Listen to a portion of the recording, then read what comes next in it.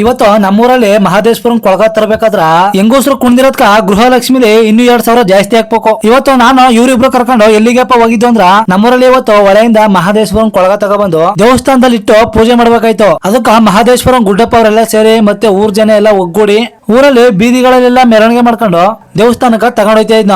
ದೇವರು ಬತ್ತದ ಅಂದ ತಕ್ಷಣ ರೋಡ್ನೆಲ್ಲ ತೊಳೆದು ನೀಟಾಗಿ ರಂಗೋಲಿ ಬಿಡ್ತಾರ ನೋಡಿ. ಇದು ನಮ್ಮ ಹಳ್ಳಿ ಸಂಸ್ಕೃತಿ ಅಂದ್ರ ಚಿಕ್ಕ ಗಂಡ್ ಮಕ್ಳಲ್ಲೇ ಕಳ್ಸ ಓದ್ಕೊಂಡು ಈ ತರ ಜನಗಳಲ್ಲೇ ಒಟ್ಟಿಗೆ ಸೇರಿ ನಮ್ಮ ಹಳ್ಳಿಗಳಲ್ಲಿ ಹಬ್ಬ ಮಾಡ್ತಾರಲ್ಲ, ಅದನ್ನ ನೋಡಕ 2 ಕಣ್ಣು ಸಾಲಲ್ಲ. ನಮ್ ಪುಟಾಣಿ ಮಾನಿನ್ನೆ ಮಾತಾಡ್ಸ್ಕೊಂಡು ಇವ್ರ ನೋಡಿ ನಮ್ ಸ್ವಾಮಿಗಳು ಒಂಥರ ಪವರ್ಫುಲ್ ಮ್ಯಾನ್ಸ್ ಇದ್ದಂಗೆ.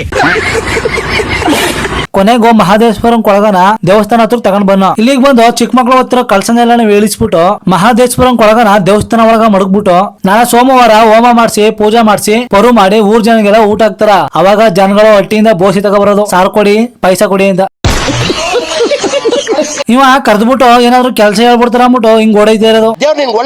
ಇವಾಗ ಸ್ಟಾರ್ಟ್ ಮಾಡಿದ್ರು ನೋಡಿ ನಮ್ ಹೆಂಗ್ಸ್ಗಳು. ಇವ್ರಿಗ ನಾಳಕ ಯಾವ ಸಂಘಕ್ಕೆ ಲೋನ್ ಕಟ್ಬೇಕು, ಗೃಹಲಕ್ಷ್ಮಿ ಬಂದಿಲ್ವಾ, ಯಾವ್ದು ಟೆನ್ಷನ್ ಇಲ್ಲ, ಸುಮ್ ಚೆತ್ತವ್ರ ಸುಮ್ ಡ್ಯಾನ್ಸ್. ಇವಾಗ ಬತ್ತು ನೋಡಿ ಪ್ರಸಾದ ರೌಂಡ್. ಪ್ರಸಾದ ಏನಾದ್ರು ಕೊಡ್ನಿಲ್ಲ ಅಂದ್ರ ಪ್ರಸಾದ ಕೊಡೋರು ತಿಂದಾಕ್ ಬಿಡ್ತಾರ ಅಷ್ಟೇ. ಸದ್ಯಕ್ಕೆ ನಮ್ ರಾಣಮ್ಮ ಅವರು ಪ್ರಸಾದ ಇಸ್ಕೊಂಡ್ ಮಡಿಕೊಂಡಿದ್ರು. ನಾವು ಹೋಗಿ ಅವ್ರ ತಪ್ಪಸಿ ತಿನ್ಕೊಂಡು ನಾ ಸೋಮವಾರ ದೊಡ್ಡದಾಗಿ ಪೊರ ಮಾಡ್ಬಿಟ್ಟು ಊರ್ ಜನಗೆಲ್ಲ ಊಟ ಹಾಕ್ಬೇಕಲ್ಲ. ಅದಕ್ಕ ಇವತ್ತಿನ ತರಕಾರಿಗಳನ್ನೆಲ್ಲ ಕಟ್ ಮಾಡಿ ರೆಡಿ ಮಾಡ್ಕೊತಾವ್ರ. ಎಲ್ಲಾ ಮುಗಿಸ್ಕೊಂಡು ನಾನು ನಮ್ ರಾಣಮ್ಮನ್ ಕರ್ಕೊಂಡು ಒಟ್ಟಿಗೆ ಬಂದಿ ಅಷ್ಟೇ.